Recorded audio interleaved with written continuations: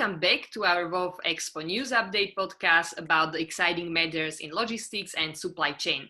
And today our guest is Mr. Nikolai Bozhilov, who is the founder and executive chairman in one of the fastest growing and evolving freight management and logistics companies in the Central and Eastern Europe, Unimaster Logistics. Welcome, Nikolai. Thank you, Lucy. It's a pleasure. So today we will talk about freight forwarders, as Mr. Bozhilov has over 35 years of experience in the development and in implementation of high performance transportation and supply chain management solutions. So Mr. Bozhilov, first, tell us about yourself and what made you take up a career in freight forwarding and shipping. Okay, that's been a long time ago. I have been 46 years in the industry. After I finished the Naval Academy, I started to work in the merchant shipping, coming up to a captain of a ship, and then moving also into the container shipping. So my first, 16 years have been entirely into the shipping industry. And then when the Berlin Wall went down, I decided to move into freight forwarding. I have founded Unimasters Logistics, and Unimasters Logistics been around for 30 years now. So we have just started our 31st year. So basically being in the industry for 46 years, probably one of the old-timers of the industry, still in business. That's amazing. Yes, so many years of experiences. It's awesome. All right, so what are the main disruptors for freight forwarding development? What do you think? Okay, I'll start with the beginning. So what is disrupting the industries in general? So obviously the main disruptions are coming from the new technologies, and these technologies are exponential. They have appeared in the last 5-6 years, and they have changed the overall, rule of the game. So in exponential technology, I have in mind different things like infinite computing, advanced robotics, everything that is linked to location-based services, connecting networks, artificial intelligence, etc., etc. So disruption always comes from outside. It never comes from inside, and I'm absolutely sure about that. So all these technologies created startups. These startups started to use this technology themselves, and obviously they wanted to compete with the incumbents. Why we have to adapt and also try to introduce this technology in our day-to-day life in order to compete. So the disruption came through the so-called logtech. I call them logistics technology companies, and we can see a lot of them now being part of the landscape, not only in freight forwarding, but in the overall supply chain management business. Right. There is also something else which I would like to add, and this is even more important.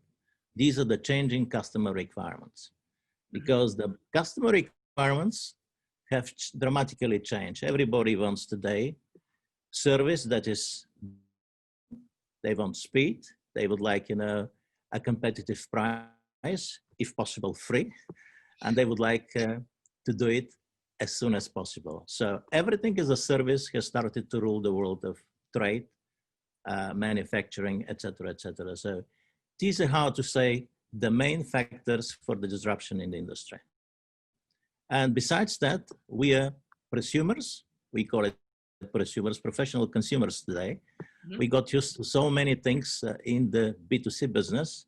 So we're using now all kinds of mobile technology and computer technology at home. So we wanted also to transfer this way of working and ordering business for us, personal effects, for example, or buying online. We wanted also to move it into the business area. That's why that has changed the whole freight forwarding domain, more or less.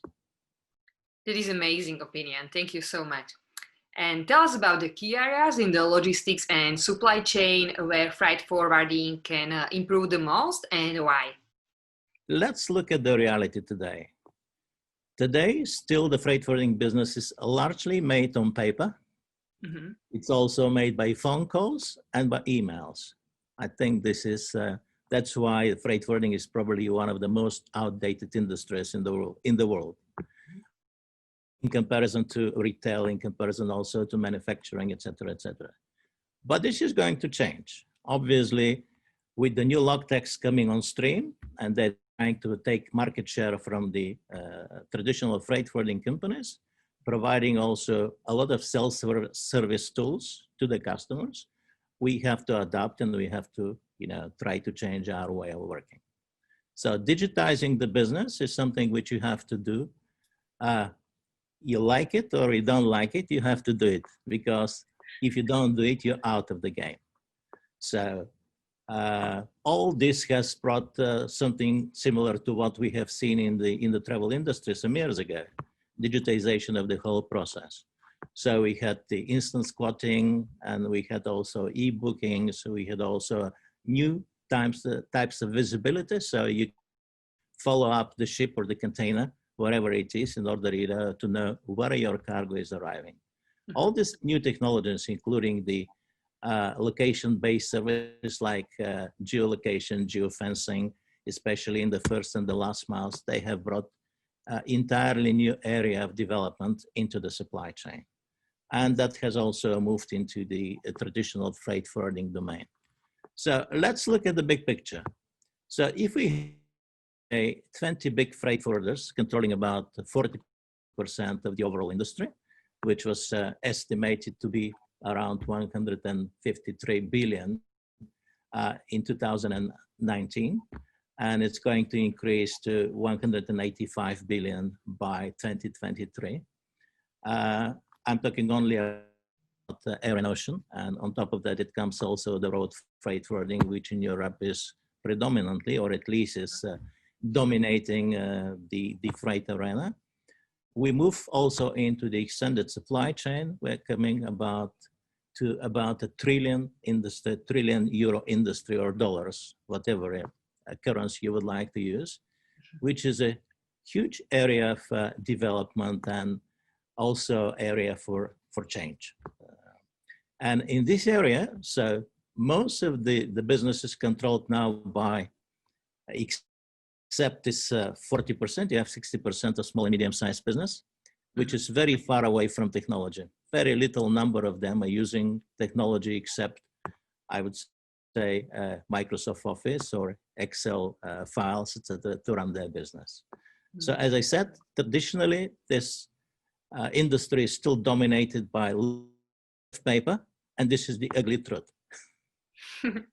I see. It's not an easy way, definitely. No. Yeah. And we are moving also into a new era where we're awaiting autonomous vehicles. You know that we have a constant shortage of drivers, which is one of the, I would say, the largest problem in the industry for many, many years. And this problem is even exacerbating. And that is not only in Europe, this is also in United States, it's also in many areas. So I hope that we will see a lot of new interesting changes in the next years to come. We believe so, definitely.